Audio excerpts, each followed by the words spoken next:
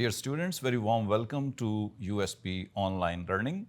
I am Professor Dr. Zia Ahmed, and as you remember me, I'm going to teach you the classical poetry. In my last lecture, I had given a little bit of introduction, what classical poetry is going to be, and today we are going to dig deep into it to find out what are the major characteristics of the classical poetry.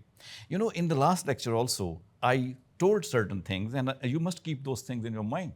The very first thing that we must understand about classical poetry and its major characteristics is the formal structure and the meter. By the way, you people may not be aware of what is meter. And even if you are, let us repeat that it is the rise and fall, the foot, the kind of syllable that we have in poetry, because of which music is created. One rise and one fall, when combined together, it will become a meter. So some lines of poetry are trimeter, some are pentameter, some may be hexameter even. So when I say that they have a particular structure, they have a meter, I mean this kind of thing. So formally speaking, all these classical poets maintained meter, some kind of meter in their poetry. And sometimes, yes, it was blank verse as well, heroic couplet as well, sonnets as well. In case of blank verse, for example, as the name is probably suggesting to you something is blank, no, it's not blank. It is going to be something which has got iambic pentameter in it. I mean that it will have 5 meters at least in that line. However, the poets can add and subtract the meters on their own. Why do the poets do so? In order to create a type of musicality. For example, if we look at the modern poets like Parveen Shakir in our Pakistan, we can see that there is no restriction of this meter as well. She seems to write in prose-like style. But these classical poets were very much particular about the use of these meters because they wanted to create a specific structure for a specific type of poetry. Sometime one poet may be following heroic couplets, but the other would follow the blank couplet, blank verse, or some other form of the meter. So they took care that actually what they are going to write, what they are going to speak, are they going to talk about the elite class, or they're going to talk about the common people, or they are talking about the nature, or they are going to talk about something related to city life, urban life. They would adopt the meter accordingly. So the very first characteristic of the classical poets is that they were very much particular about the structure of the lines which they are going to create. And second characteristic, that is moral didacticism. I think most of you remember that literature is created for two purposes basically. One, that when you read it, you may be enjoying. You may be feeling delighted. But the best poet is that who will create some kind of instruction as well. It means that poet and the literary writers are never without instructions, though they do not speak like a preacher. They do not speak like anybody who is delivering instruction to be moral. No, they wrap up these morals inside their poetic words, and that is their characteristic. That is their capability, that they would say something to correct yourself, but they would not say in such a way that you may hate, you may dislike, or you may become fed up. So that is one of the important characteristics, that moral didacticism would be there. Now, what is the purpose of these people? These poets are classical poets, let's say. Somebody points out that these poets of the past time, they were not less than the prophets. They had such capabilities in them. They were considered to be the sage people, I mean the wise people, because they spoke very wise things. And their wisdom definitely was followed by the people. And that is why their poetry all the time has something in it which is, which tells us to do good things and to stop doing from the bad things. So simply speaking, morality is preached. So they are doing a noble job as well. So that is why the second most important characteristic of the classical poetry would be moral didacticism. Let us proceed on to the next characteristic of classical poetry, that is universality of the themes. Now, first of all, you should understand what I mean by this universality. I mean one thing which is correct in one age and one place should be correct in the next coming ages also, and the change of place should not matter in this case. For example, if we say that we should speak truth, this is right everywhere, in every religion, in every society and community, this is right that we must speak truth. So these poets used universal themes. And not only these universal themes of human behavior were present, but also the human nature. I mean, human nature is same everywhere.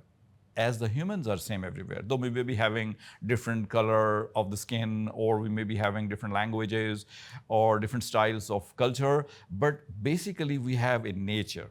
And that is given to us by God. And that nature makes us sometimes commit the faults. And sometimes it makes us to avoid sin. Sometimes it makes us fall into the sin. And that is why human nature is a combination of two basic things. One is good, other is bad. And because of that, we make mistakes. And that is why these poets would talk about that. Number of plays of Shakespeare, and then the Greek plays, for example, Oedipus Rex, they are filled with the human nature. Moral truth, human nature, and the cosmic order. God created Adam and Eve, paradise, hell, and it is same everywhere. Every religion talks about that. And that is why these classical poets also talk in the same sense. And as a result, they are talking not only about the individual order, but also about the cosmic order. And then everything is subjective to the experience of the poet himself. Yes, this is important to know that classical poets are not subjective. They would be looking at the thing or the phenomenon or the character, and from there they will take their experiences and would talk to the people who would read their poetry. So that is why their themes are universal. Because all these themes, if they are correct, if they are acceptable, if they are tolerable in one society, they may be tolerable in the society as well. And that is why what was right in 14th century is right even today. For example, if we talk of Chaucer here for the little moment, Chaucer said that religious people are not sincere with their institutions. I'm not blaming anybody, but look at around yourself, you'll find the same situation. So is not Chaucer universal? And then he gave another example of measuring the things, that how would the people measure the things. He said about one of his characters that he wouldn't measure rightly. And how do you find the measuring today? Everywhere, how people are measuring. So in that way, daily life will show that their themes are universal. And next we go for the next characteristic of poetry, that is imitation of nature and antiquity. Nature is all around, and by the way, I hope that all of you will be understanding that nature is not simply the grassy ground and the trees and the plants around us. Nature is the human nature as well. Nature is God as well. Nature is the whole universe as well. I mean, whatever is natural around us is nature. And this nature becomes the kind of space, the kind of point from where these poets will take our finger and lead us through that, so that we may be understanding what God has created and how we become the part of that. The kind of cosmos we have around us, this earth is the smallest portion of that cosmos, and we as human beings, how much smaller we can be. So that is the type of nature we got, and these poets talk about that. But yes, they try to create idealized order in the same cosmos where the chaos possibly may be present. All these poets have been talking about this chaotic material and then converting them into a type of system or order. These classical poets talk about that as well. And this thing can be very evidently found and understood in the poetry of Homer, who was a blind poet, and then Virgil and Ovid. All these poets do that. And the same thing is followed with certain variation of degree by our classical poets that we shall be reading with the passage of time. Well, the fifth characteristic that is essential for us to know is the harmony and balance. I think here I should remind you Wordsworth, because all of you have read poetry of Wordsworth from your first year class to the onward education. Wordsworth said that poetry is the powerful overflow of emotions. It means when he says that powerful overflow of emotions, there's no control. But these classical poets, with the same emotion, have a control, because they use not only the passion, but also the reason. And reason is here in your brain that you are trying to restrict as well. You're not 100% emotional. You're not 100% passionate, but the reason is there to control you. So it means that these classical poets create a type of balance, the balance between passion and reason. When this ideal balance is created, at that time, my dear students, you should understand harmony is created. And harmony is the very thing.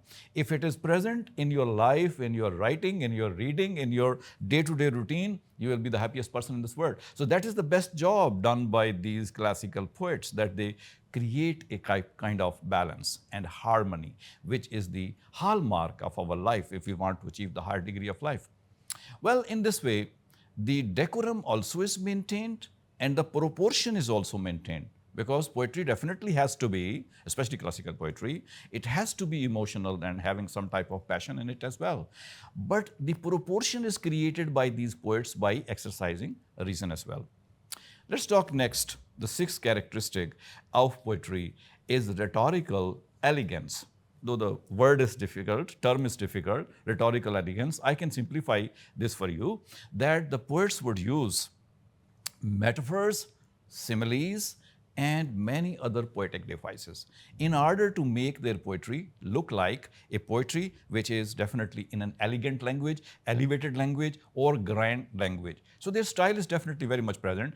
And so the language of these classical poets, if it is called ornate language, I mean decorated language, I mean flowery language. If it is the type of language, then definitely this is classical poetry. Because in the modern poetry, we will, though not missing altogether this type of language, but it will not be with the same intensity as it is present in the classical poetry. So the poets use all these literary devices, the kind of wording which are essential to describe human nature, to describe the nature, or to describe many other things which possibly we think of. In that way, their language becomes difficult. And once again, reminding you that their language is different from the language of the modern poets, because that is more scholarly, more intellectual. It's a type of rhetorical devices, the language they use. So sometime they would be using antithesis. I mean, they would say something positive, and then they would tell about the opposite of that thing. When they do so, parallelism would be created, paradoxes would be created. So classical poetry is filled up with these kind of devices as well. And then irony. You know, what is irony? I hope all of my students know what is irony. That when you speak one line or one word, apparently it is giving a different meaning, but actually it may have somewhat different meaning. So, as in case of Jane Austen's novel Pride and Prejudice, the very first line says that all the eligible bachelors are all the time in search of a beautiful wife. No, it's not the case. The beautiful wife is actually in search of the husband.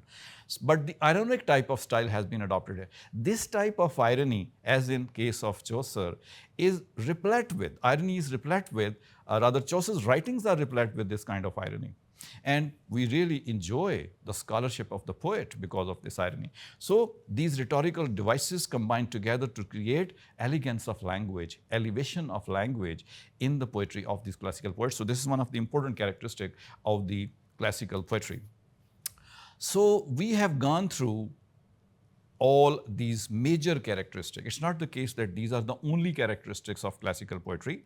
There are many more for that, but as the students, you are very dear to us, so we give you instructions in little chunks so that you may be able to absorb them better. So prepare these 6 characteristics very well, because when I start with the poets, for example, all these characteristics I shall be discussing with you in the poetry, in the real practical form. So that is why it's very much essential to go through that. So when you go home, do not fail to look for research on these topics which are being called characteristics of classical poetry. And when you come back, definitely will be able to understand the text of the poets better if you have these characteristics in your mind. So dear students, we have done today about the major characteristics of classical poetry. So hope to see you in some lecture, next lecture. Thank you.